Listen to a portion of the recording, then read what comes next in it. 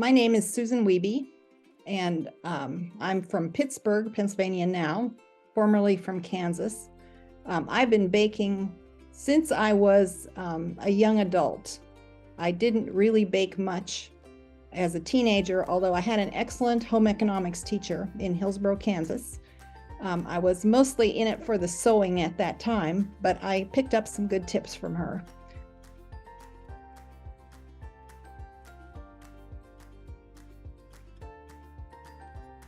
So while the name is Knotty 7-grain rolls, knotty refers to the shape of the rolls. They're tied in a knot. And 7-grain is the main ingredient, which is 7-grain cereal mix. The background is that I was trying to develop a recipe for this contest, and I had had good success with a roll recipe that was called Italian oil rolls, which is really quite different. I migrated a ways away from it. But I kept the shape, which was the knot. It's tied in a knot, but I added the 7-grain seeds, a 7-grain cereal mix, and olive oil, changed it a little. I think of it as more of a savory roll. I made some yesterday just to refresh my memory of this recipe, and I made a ham sandwich with it, and it was great.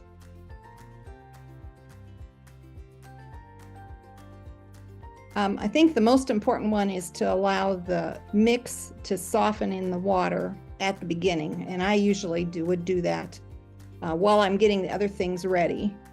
Just put the water and the 7-grain mix into the bowl of my bread machine and let it sit there, and the timing is not critical. It can be 15 minutes, it can be 20 or 30 if you're the longer it sits, probably the softer it will be. Beyond that, I would say take time to let it rise. Don't get in a hurry. I think it's a good recipe, especially for people who are either trying to manage portion sizes and food intake, which I am and lots of others are. It's much easier to just have one roll than to have a whole loaf of bread facing you, and then you have to have some pressure to finish it before it goes stale. These are the Knotty 7-grain rolls that I developed. I think it has more visual impact than a simple round roll, and makes it more tempting, in the words of Mary Berry. She's one of my baking heroes. I enjoy her work and her videos. And when she really likes something, she says, "Oh, that looks so tempting." I think it's important to assemble the ingredients before you start to make sure you actually have them. It's not so disappointing if you're halfway through a recipe and realize you've just run out of one of the things you need. Well, I bake for fun and creativity, so I can share it with friends and family. To feed myself, I don't buy bread from the store, really. I make all of my own bread. Fortunately, I have a freezer, and so I often will freeze part of what I make, and it just stays there, and it's nice and fresh when I do get to it. How I got interested, it was just the example of other people, friends and family. Early on, I saw that it really contributed to quality of life. And then it turned out to be fun. I have watched and rewatched old episodes of Great British Baking Show and have learned a lot. I watch sometimes Claire Saffitz, who has a YouTube video blog or something.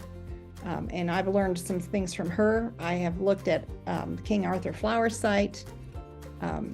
I read recipes online and read the comments of people who've used the recipes. And you can just pick up great tips, techniques, just by being open to it. And I have a cookbook collection that I've gathered over the years, so I treat them as references. Just last night I looked up Elizabeth David English yeast cookery, which is from the early 1970s, just to check on something.